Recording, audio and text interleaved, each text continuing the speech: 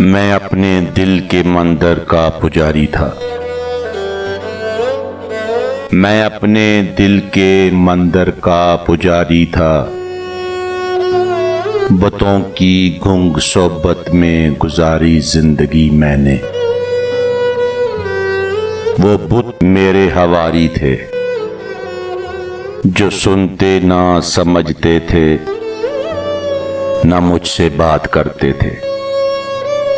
मेरे दुख का, मेरे गम का उन्हें एहसास ही कब था। वो पत्थर आंख वाले सब मुझे पत्थर समझते थे। सो अपने दिल से निकला हूं, सो अपने दिल से निकला हूं। जो रास्ते दिल को जाते थे,